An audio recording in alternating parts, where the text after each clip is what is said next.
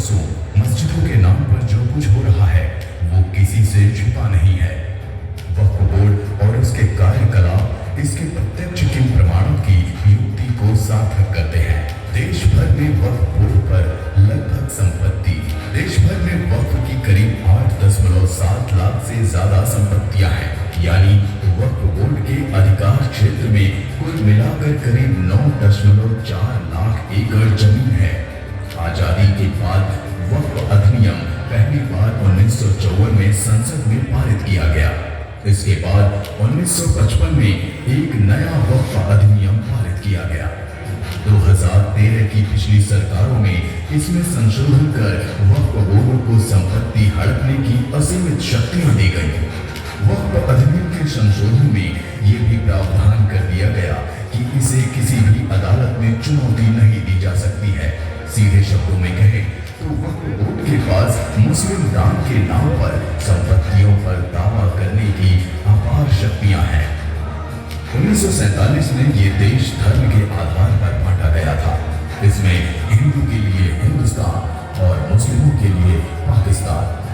साल 1956 में Hindu code bill भी लाया गया था, लेकिन उस वक्त की मौजूदा सरकारों ने हिंदुओं को कुचलने के लिए और मुस्लिम वोट बैंक को खुश करने के लिए कई ऐसे विपरीत कदम उठाए जिससे संविधान के अनुच्छेद 44 के तहत अनिवार्य समान नागरिक संहिता लागू नहीं की जा सकी।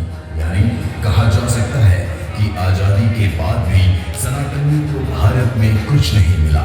ऐसे में सनातन बोर्ड गठन की मांग पूज्य महाराज श्री देवकीनंदन ठाकुर जी ने उठाया, जो इस तृतीय सनातन धर्म संसद में पधारे सभी संत महापुरुषों के आशीर्वाद से महाराज श्री का ये प्रयास एक सार्थक और निर्णायक साबित होगा।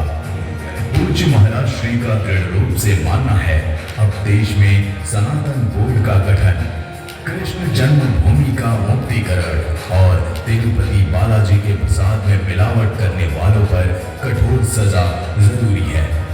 सनातन बोर्ड का पहला उद्देश्य होगा हिंदू धर्म की रक्षा, मंदिरों का संरक्षण, गुरुकुल पद्धति को बढ़ावा और संस्कृत भाषा का पूर्ण विकास। होना तो यह भी चाहिए कि आजादी के समय ही देश को हिंदू राष्ट्र घोषित कर दिया जाना चाहिए था, लेकिन धर्मनिरपेक्षता के नाम पर छल किया गया। भारतवर्ष में मंदिर देश की राजनीति और अर्थव्यवस्था को भी मजबूत करते हैं। नेशनल सैंपल सर्वे ऑर्गेनाइजेशन के मुताबिक देश में टेम्पल इकोनॉमी करीब 3.2 लाख करोड़ रुपए यानी 40 बिलियन डॉलर है और हमारे करीब 4 लाख मंदिरों पर सरकार का कब्जा है।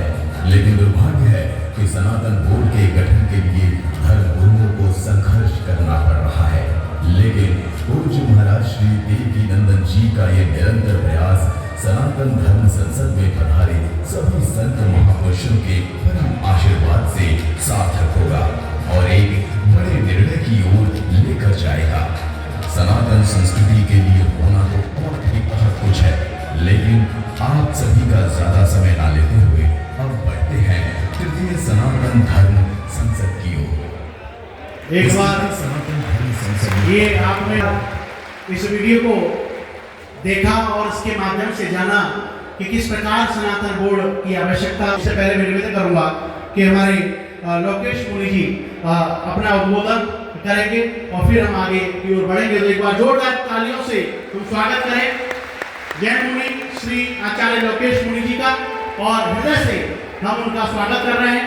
और पुनः हम सभी यही चाहते हैं कि जो तथ्य महाराष्ट्र लगे हैं उन्हीं पर हम लोग अपना पूर्ण ध्यान लगाकर अपना उद्बोधन करेंगे। पूज्य आचार्य लोकेश मुनि जी।